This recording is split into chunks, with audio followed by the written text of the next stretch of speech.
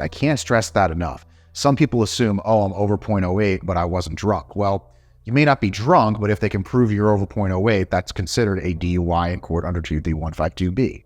But what about your DMV hearing?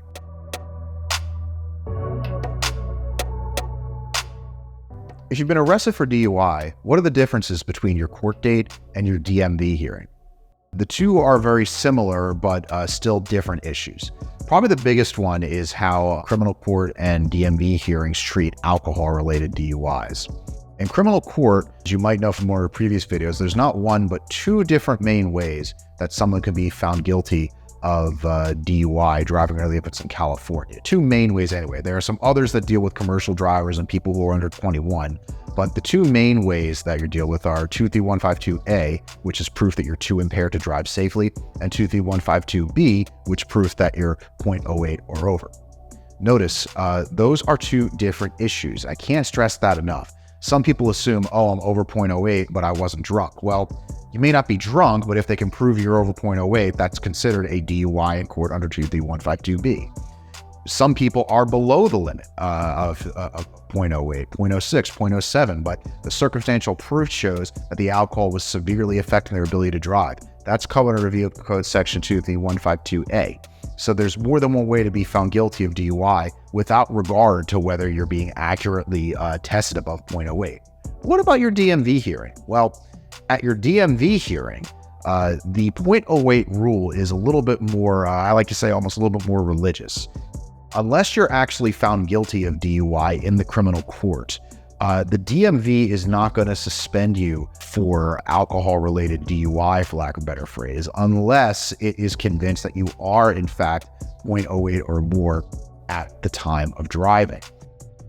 So those are very similar, but still different issues. At a DMV hearing, they're not there to determine whether you are guilty of DUI beyond a reasonable doubt, whether that means you're too impaired or what have you. The DMV hearing is there in many cases to determine whether you are, in fact, over 0.08 at the time of driving. However, what if you get found guilty of 23152A, just general impairment DUI? Does that mean that you escape the DMV's clause? Well, no, for two reasons. One, remember, the DMV could still issue a ruling saying that you were more than 0.08 at the time of driving, so it doesn't matter what code section you were found guilty of over at the court. But furthermore, if you were in fact found guilty of any version of Vehicle Code Section 23152, that fact alone is enough to trigger a DUI-related suspension at the DMV.